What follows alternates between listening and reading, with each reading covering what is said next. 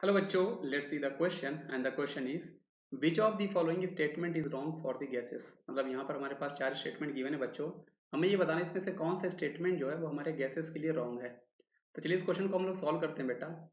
तो सबसे पहले आपके पास जो ऑप्शन नंबर ए है बेटा, confined gas exert uniform pressure on the walls of its container in all direction. तो ये स्टेटमेंट बेटा आपका बिल्कुल सही है। एक्चुअल में होता क्या है कि जैसे सपोज करो हमारे पास ये एक कंटेनर है और इस कंटेनर में हमने गैस को फिल कर दिया है। तो ये गैस के मॉलिक्यूल्स जो होंगे बेटा वो जितने फोर्स के साथ ये कंटेनर के इनर वॉल पे अटैक करने वाले, स्ट्राइक करने वाले हैं, वही आपका प्रेशर कहलाता है। और ये जो आपका प्रेशर होगा वो आपका यूनिफॉर्म रहने वाला है। इसलिए हम कह सकते हैं कि जो एक्सर्ट प्रेशर कर रहे होंगे बेटा वो आपका यूनिफॉर्म होने वाला है।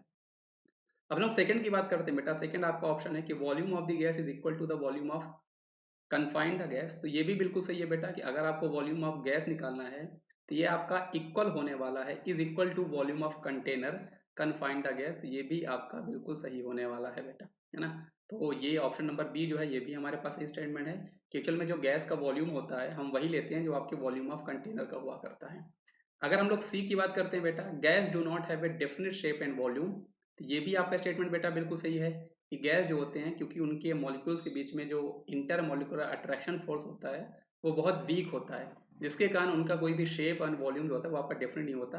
वो जिस भी कंटेनर में डाले जाते हैं उसका वो शेप ले लेते हैं और साथ ही उसका वॉल्यूम ले लिया करते हैं।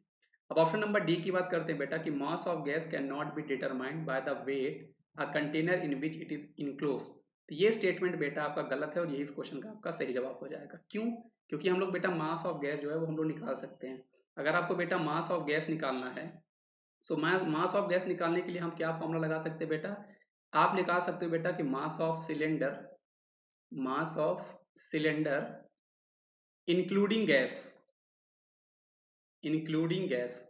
मतलब बेटा जो आपके पास मास ऑफ सिलेंडर का होने वाला है जब हम लोग गैस उसमें फिल रहेगी, उसको अगर हम लोग माइनस कर देंगे बेटा mass of empty cylinder, mass of empty cylinder हम लोग कर देंगे बेटा, तो एक्चुअल में यहाँ पर हमें उस केस में मास ऑफ गैस का हमें पता चल जाएगा। मतलब हम लोग मास ऑफ गैस भी निकाल सकते हैं। तो ऑप्शन नंबर डी जो हमारे पास है ये स्टेटमेंट हमारे पास गलत है और ये इस क्वेश्चन का सही जवाब हो जाएगा। इसके अलावा बाकी सभी स्टेटमेंट हमारे यहाँ पर सही है। तो आई होप आपको ये कॉन्सेप्ट जो है बेटा समझ में आया होगा। इसका सही जवाब हमारे पास ऑप्शन नंबर डी है बच्चों। So thank you.